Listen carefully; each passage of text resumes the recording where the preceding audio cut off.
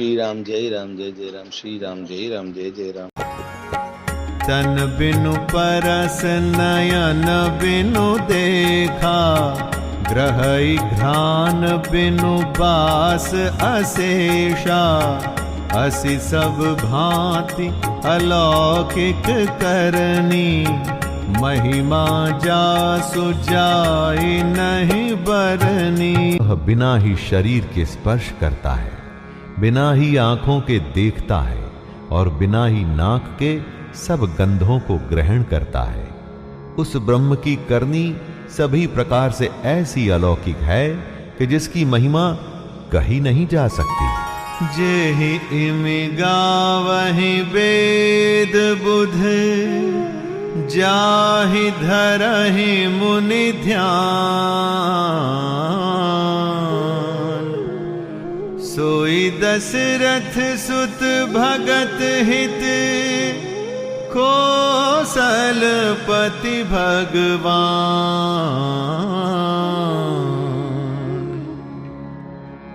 जिसका वेद और पंडित इस प्रकार वर्णन करते हैं और मुनि जिसका ध्यान धरते हैं, वही दशरथ नंदन भक्तों के हितकारी अयोध्या के स्वामी भगवान श्री रामचंद्र जी हैं। काशी मरत जंतु अवलोकी, जासु नाम बल करऊं बिसोकी। सोई प्रभु मोर चराचर स्वामी, रघुबर सब उर अंतर जामी। हे पार्वती, जिनके नाम के बल से काशी में मरते हुए प्राणी को देखकर मैं उसे राम मंत्र देकर शोक रहित कर देता हूं, वही मेरे प्रभु रघुश्रेष्ठ श्री रामचंद्र जी जड़ चेतन के स्वामी और सबके हृदय के भीतर को जानने वाले हैं। बिबसहु जासु नाम नर कहहि, जन्म अनेक रचित अघदहि। सादर सुमिरन जे नर करहि, भव बारिधि गोपद इव तरहि। विवश होकर बिना इच्छा के भी जिनका नाम लेने से मनुष्यों के अनेक जन्मों में किए हुए पाप जल जाते हैं, फिर जो मनुष्य आदर पूर्वक उनका स्मरण करते हैं, वे तो संसार रूपी समुद्र को गाय के खुर से बने हुए गड्ढे के समान अर्थात बिना किसी परिश्रम के पार कर जाते हैं। राम सुपरमात्मा भवानी, तह भ्रम अति अभिहित तव बानी। अस संशय आनत उर माही, ज्ञान विराग सकल गुण जाही। हे पार्वती, वही परमात्मा श्री रामचंद्र जी हैं।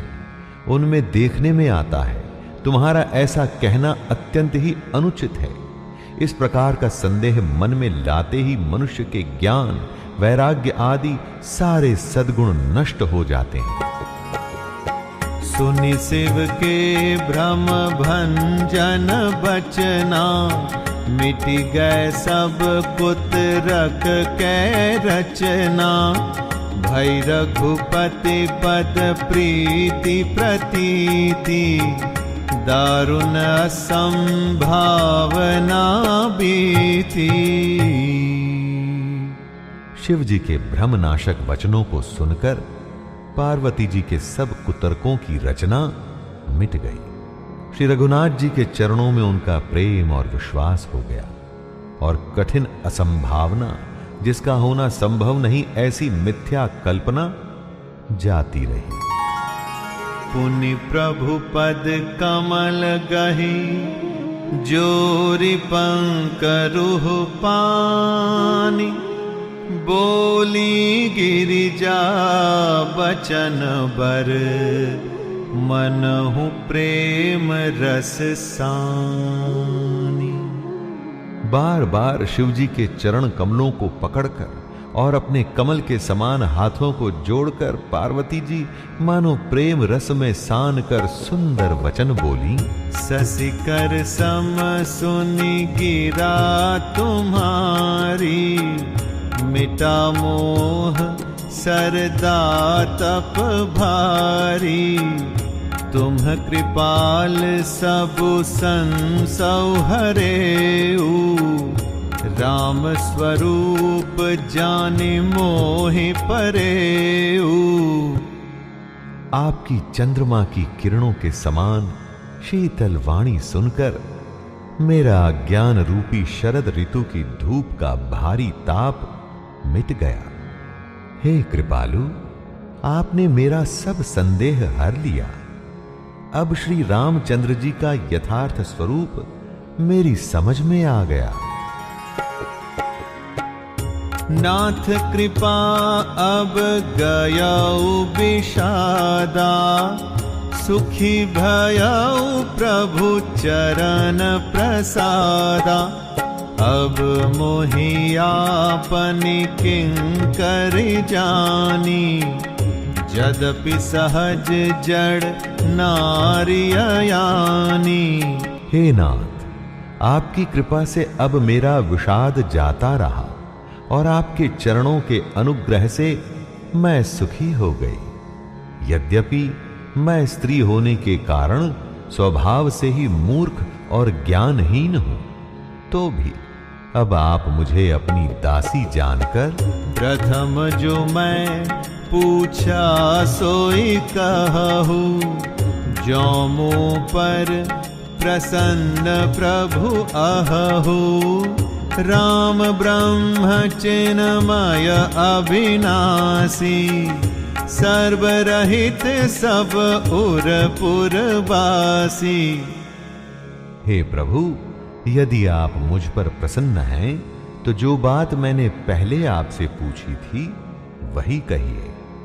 ये सत्य है कि श्री रामचंद्र जी ब्रह्म हैं, चिन्मय ज्ञान स्वरूप हैं, अविनाशी हैं, सबसे रहित और सबके हृदय रूपी नगरी में निवास करने वाले हैं।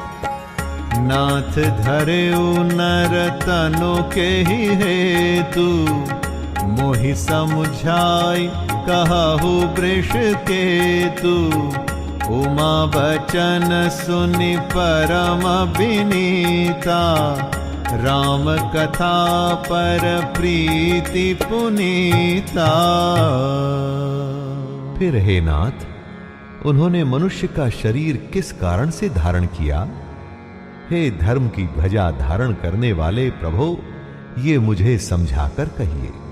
पार्वती के अत्यंत नम्र वचन सुनकर और श्री रामचंद्र जी की कथा में उनका विशुद्ध प्रेम देखकर हिय हर्षे कामारि तब, शंकर सहज सुजान। बहुविधि उमहि प्रशंसि पुनि, बोले कृपा निधान। तब कामदेव के शत्रु स्वाभाविक ही सुजान कृपा निधान शिवजी मन में बहुत ही हर्षित हुए और बहुत प्रकार से पार्वती जी की बड़ाई करके फिर बोले।